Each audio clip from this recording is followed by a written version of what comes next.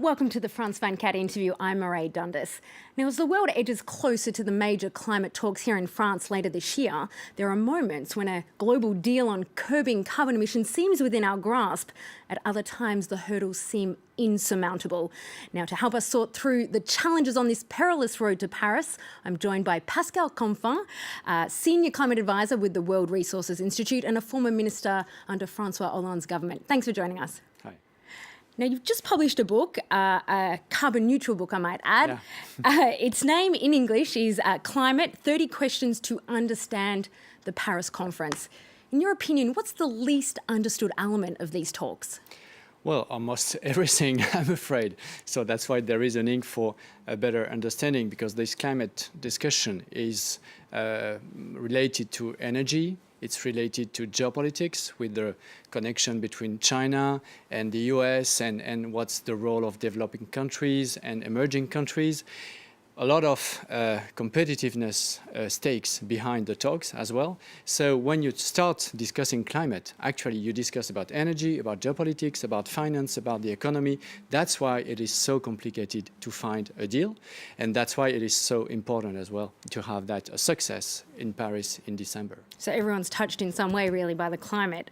Now, we've just had the latest round of negotiations finish in Bonn in Germany. We have a slightly shorter text. Are we where we need to be less than 6 months out from Paris? Well, we shouldn't focus too much, or at least only on what is happening in the official negotiation sessions. Because actually, a couple of days ago, you had also the G7.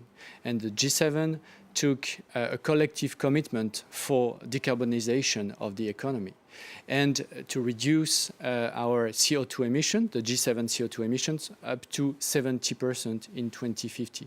So that's the kind of political commitment we need in order to be able to find the landing zone in Paris. So it's not technical. It's not a technical issue. It's a political issue, and we need some political commitment. So the negotiators, when they are discussing commas after commas and sentences after sentences, they don't always, or even they don't have the political mandate to find the solution. So when you are negotiating and you don't have the mandate to agree, then what do? You keep on disagreeing. And if you have something to discuss, then you will rediscuss it, and you will rediscuss it, and so on and so on. So and we've seen that time the and time solution again. will not be inside the technical negotiation. It will be outside and from a commitment of leaders. And that's exactly, for instance, what Angela Merkel did a couple of days ago in the Petersburg dialogue with President Hollande. She announced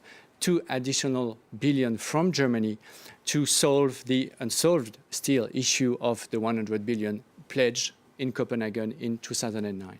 So that's the kind of commitment that cannot be taken by a negotiator, but only by leaders. So that's why we need the commitment of leaders, and that's where France is expected.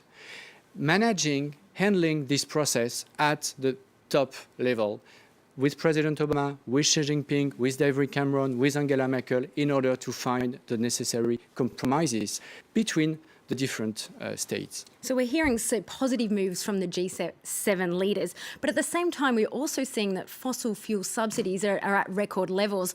I want you to take a look at a number with me. This is from the International Monetary Fund. It's the fossil fuel subsidies in 2015. What we have is 10 million US dollars per minute in fossil fuel subsidies.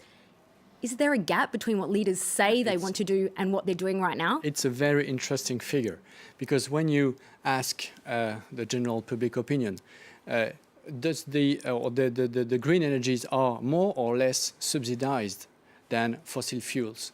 The typical answer will be, well, the green is more subsidized. And actually what the IMF is showing is that it's not true. What is most subsidized is the fossil economy, not the green economy. So that's exactly a key to shift the public investment, the public spending, from a high carbon economy to a low carbon economy. And if we are able to do so in the next decade, then we will have plenty of opportunities for leveraging private investments to get to a low carbon, decarbonized, green, and so on economy. That's the road that we need to get. And the decision taken by the G7 a couple of days ago is very interesting because it's the very first time in history, and it was the headline of the Financial Times. So it's not a Greenpeace thing, it's the headline of the Financial Times saying it's the first time in history that G7 countries pledged themselves to decarbonize the economy, to shift dramatically their infrastructure, their energy production system, in order to be carbon neutral, so net zero, zero emission in, or let's say, over the course of this century. This a tremendous challenge, but it's also a tremendous opportunity for investment, growth, development, and jobs. Can we just talk about finance for a minute? Because of all the issues on the table, and there's a whole raft of them, is it questions around money that are most likely to derail the talks in December? Yes. I mean, at that stage, there is no agreement on the financing side of the Paris deal. That's a problem. That's maybe the main problem. So that's why I'm focusing as well on this topic, and I will submit a report to President Hollande next week, exactly on this topic, how to mobilize more private and public money on climate change in order to seal the deal in Paris. So the first question is the 100 billion. The 100 billion is a pledge made by, let's say, the OECD countries to help the developing countries to face the impacts of climate change and to adapt themselves to climate change. We are between 35 and 50 billion dollars now. So we need to show how we are going to get to 100 in 2020. And unless we show that, then there is a risk that the developing countries and the poorest ones will say, well, why should I sign again a new agreement if you are not able to demonstrate that you are credible in meeting your pledge or your promise? So that's why this 100 billion question is so important for political reasons. Now, you've actually said in your book there won't be an internationally binding agreement that will save the world. What does success look like then? No, because, that's interesting. In the imagination of the general public opinion, you could find a legally binding treaty that will save the world. But it's not possible. It's like in trade, in international trade. We don't have all the international trade with zero tariff for all the sectors, all the countries, all the products. We had some liberalization in some sector, some agreement for some products between some countries and so on. So that's the same for climate, meaning we are going to have an agreement signed by 196 countries that will be the basis. And then we are going to have many, many decisions, commitments, pledges that will be taken outside the agreement. For instance, the central banks, so it's not, again, Greenpeace. I'm talking about central bankers. They have been mandated by the G20 a couple of weeks ago in order to assess what is the impact of climate change on financial stability.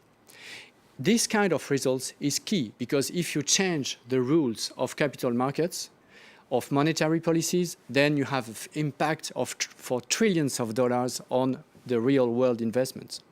So that kind of discussion cannot be in the UN negotiation. It cannot be negotiated. It cannot be agreed by 196 countries. So it will be outside the agreement. So what will land in Paris is first the agreement and many, many things that will be outside the agreement, but they will be as important as the agreement. So that's why we need to have a broader view of what will land in Paris to assess if Paris is a success or not. So the agreement is not everything, is what you're saying? Exactly. But without any agreement, then it will be a failure, obviously. So we need the agreement, but we need also many things outside the agreement. Now, it's very apparent that France wants to use these talks at the end of the year to make history, you might say. Now, you know politics very well. Is this François Hollande's greatest marketing opportunity as existing president? Well, it's One of them, I don't know if maybe the most important, the fight against unemployment is another one, and it's connected, by the way. But finding an international agreement on climate that will change the expectations on climate. Because, you know, I was in the government in 2012 when President Hollande decided to host the COP. France was the only country offering to host the COP, yes, which is a signal. It means that, well, not very likely we succeed. It took this responsibility. So now, if it's a success, it means that he would have changed the expectations. And clearly that's a legacy. And same for Obama. I mean, it's very clear that President Obama is willing to have an agreement and to change history on climate change. Same for Angela Merkel. So that's one of the key points that makes me quite optimistic, is that we have now a couple of leaders, of world leaders, that are really personally committed for a success in Paris. Well, you're sounding quite optimistic. It's nice to hear in the climate talks. They're not always so positive. So thank you very much for joining us. I know that. But that's also, you know, when you are so negative, so pessimistic, that at the end of the day, you fail. So more positive attitudes. Exactly. Thanks very much, Pascal Canfin. Stay tuned with us on France 24 for more news.